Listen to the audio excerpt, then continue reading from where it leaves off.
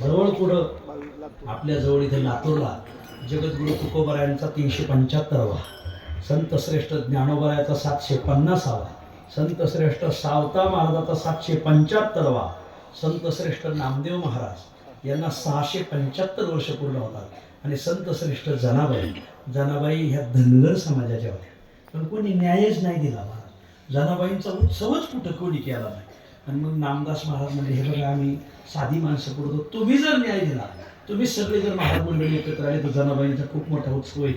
सक्षणात आहे एवढं ध्यानात धरायचं. जनाबाईंना न्याय भेटलेला नाही तर आपण सगळे जर एकत्र आलो तर आपल्या मराठवाड्याच्या वतीने लातूरला खूप मोठा संत जनाबाईंचा, नामदेव महाराजांचा, तुकोबरायांचा, ज्ञानोबरायांचा, नाथांचे गुरु जनार्दन पंत आणि तपोनिधी नारायण महाराज देहूकर असे 7 संतांचा उत्सव घेऊन हे वर्ष आले.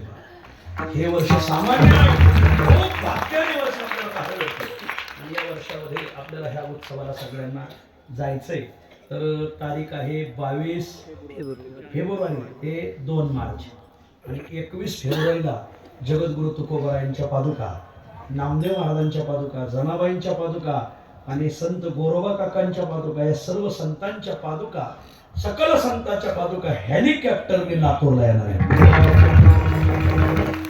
तुम्हाला विनंती, 21 फेब्रुवारीला सगळ्याने सकाळी 8 वाजेपर्यंत लातूरला सिद्धेश्वर मंदिराच्या प्रांगणात यायचं.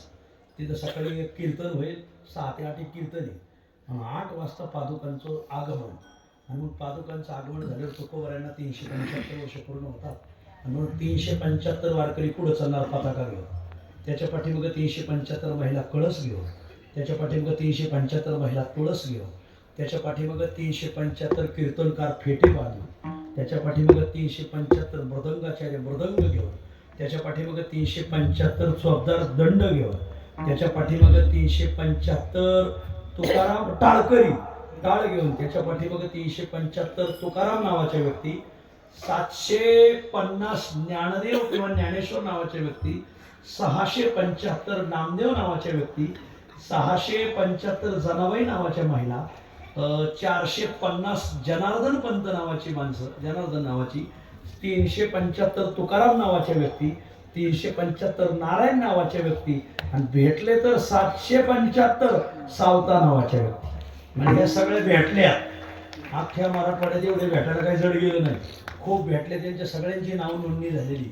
आणि मग असा मग मध्ये रथामध्ये या सकळ संतांच्या पादुका, पाठीमागून मोकळा समाज. जवळजवळ 21 फेब्रुवारीला 1 लाख भाविकांच्या उपस्थितीत मिरवणूक असा उत्सव परत आपल्या मराठवाड्यात होणार नाही.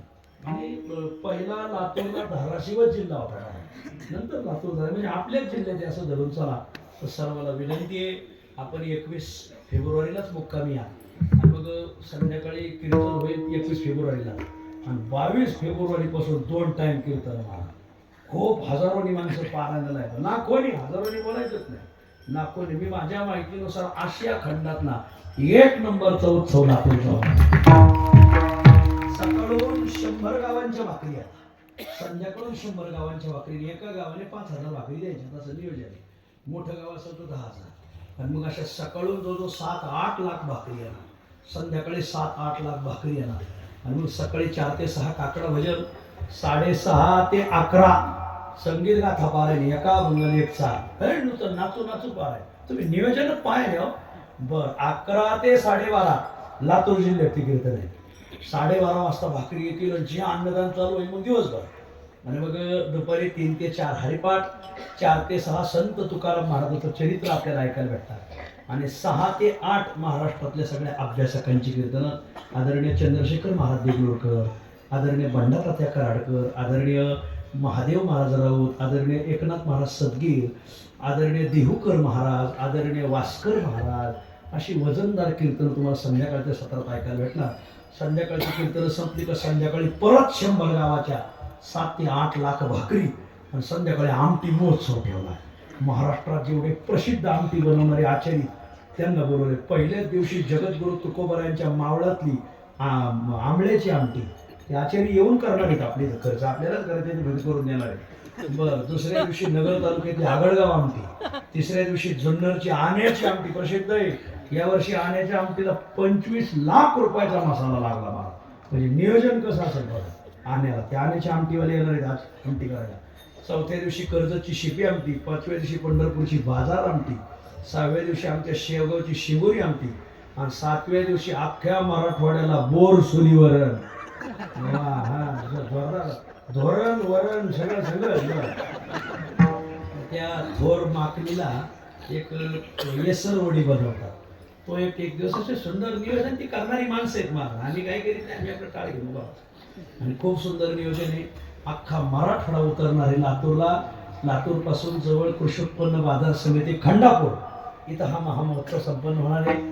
एकटे येऊ नका, गोमोसन जोडी नाही असा उत्सव होणार नाही. काल्याला पोळी सगळी मंडळी या, लाभ घ्या. आणि 2 मार्चला काल्याचं कीर्तन आहे. काल्याच्या दिवशी जवळजवळ 7 लाख भाविकांना 25 लाख पुरणपोळी बनवण्याचं टार्गेट आहे. हो, दूध टँकरनीची. एखादा म्हणलं ना दूध घ्यायचं टँकरात टाकायचं. ट्रॅक्टरनी भजी, ट्रॅक्टरनी कुरडवाड्या, ट्रॅक्टरनी पापड. बायांनी एक पायलीचे पापड केले तुकाराम महाराजाला द्यायला. एक पायलीच्या कुरडवाड्या केल्या तुकाराम महाराजाला नैवेद्य गेला पाहिजे. खूप मोठं नियोजन आहे. मग रघु महाराज माझी विनंती की तुम्ही सगळी मंडळी एकत्र या तीर्थकर.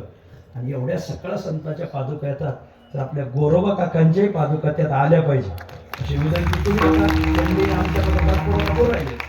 तुम्ही सगळी मंडळी ते नियोजन लावा. कसं यायचं, काय यायचं, बेस्टपैकी नियोजन. हे बघा मग असे सांगून गेलो आपण तोंड उघडलं तर आपला परिचय. तुम्ही गमाग राहिले मग ते पायलट पुरी जात्या पुढं आपण राहू मला. आणि म्हणून सर्वांना विनंती की तुम्ही नियोजन लावा, चांगलं नियोजन करा. तुमचं तिथं स्वागत राहील. खूप याच्यापेक्षा मोठा मंडप पादुकांसाठी सगळ्या संतांच्या पादुका पालखीमध्ये मांडल्या जाणार. दर्शन बारी पादुका पुढं 24 तास भजन आहे. 500 टाळकरी 24 तास भजन. हे 500 बसले तर दुसरी 500 उभी, दुसरी 500 बसले तर तिसरे 500. आम्ही गाव बसवले एका एका गावाची भजनी वगैरे. खूप मोठा भजन आहे तिथं. खूप 24 तास भजन मार. कानाची धनीच फिटली पाहिजे. हा सप्ताह पाहिला ना परत काही पाहायचंच नाही महाराज. हा नाही तर डोळे भरवणी असो. खूप सुंदर उत्सव. सर्वांना विनंती, सगळ्या तीर्थकरांना आमंत्रण आहे. आपलं संस्थान आहे, आपण सर्व मंडळी या असं सगळ्याला आमंत्रण. शेवेला पूर्ण वेळा